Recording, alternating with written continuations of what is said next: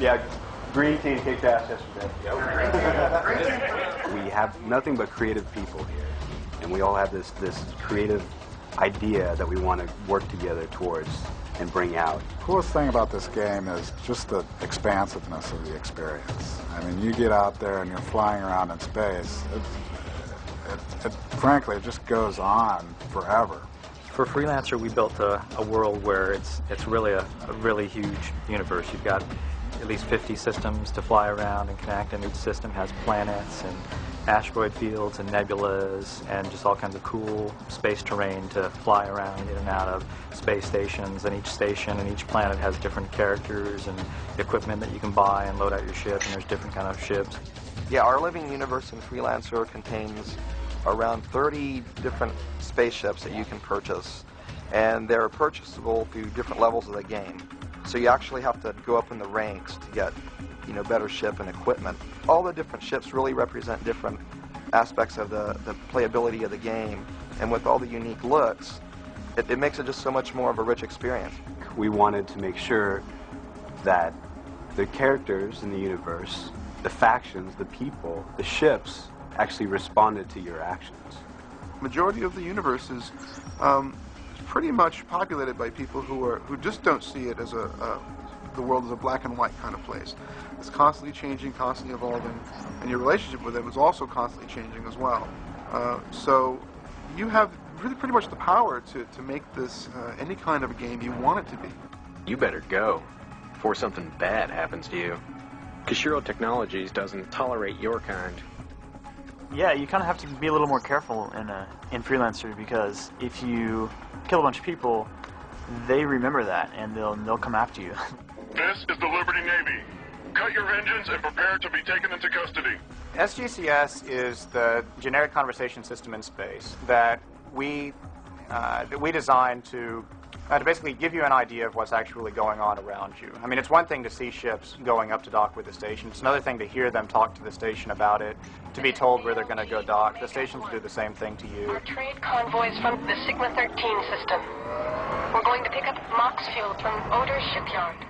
And it also goes into the combat, too. You know if someone's getting behind one of your wingmen because you'll hear them say that they're behind him. You'll know, a lot of times the first way that I find out that I'm going to be attacked, before they come up on my little contact list, on my radar, it'll say, I'm engaging Freelancer Alpha 1, and you know that there's about to be an enemy there that's going to engage you. I've got a visual on the enemy. Target is prime, and I'm ready. Taking the shot. In Freelancer, one of the ways we bring characters to life is through the sound in the game. Sounds for Freelancer were created in 2 different places, Los Angeles and here in Austin.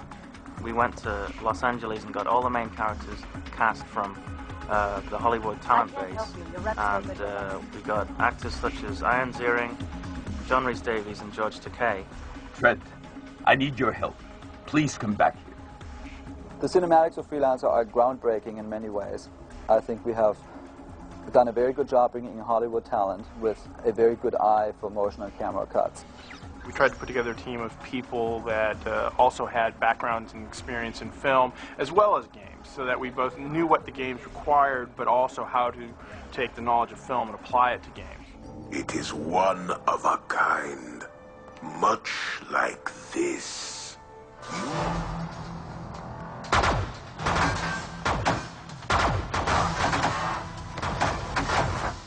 Yeah, I've been in the game business 20 years, producing sound, and this has the most sound of any game that I've worked on. It's got 25,000 dialogue files, and we've got over 600 sound effects, and 110 minutes of music created by 7 different composers in Los Angeles and London. Now the action is really what gets your blood pumping. It's the visceral response to the world.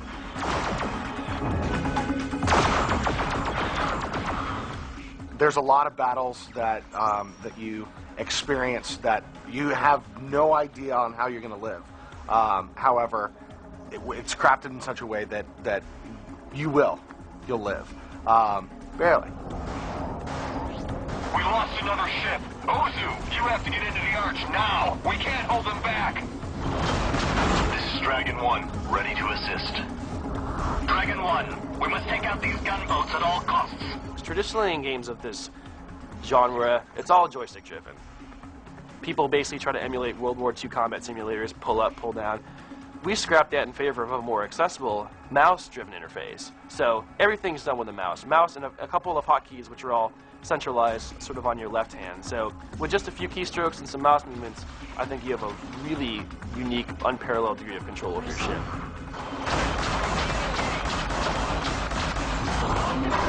I'm picking up more incoming ships. Oh my! 3 cruisers are closing fast. And that's it. Great work, everybody. Keep it up. I think one of the tenets that these guys set out to achieve was to create something that defied a specific genre. You know, the world is used to space sims being shoot-'em-ups, and role-playing games being walk around and talk to people, and action-adventure being challenges and riddles. And what we've done here is really merged all of that into one cool game. I think Freelancer is a very addictive game. The people who are playing right now are...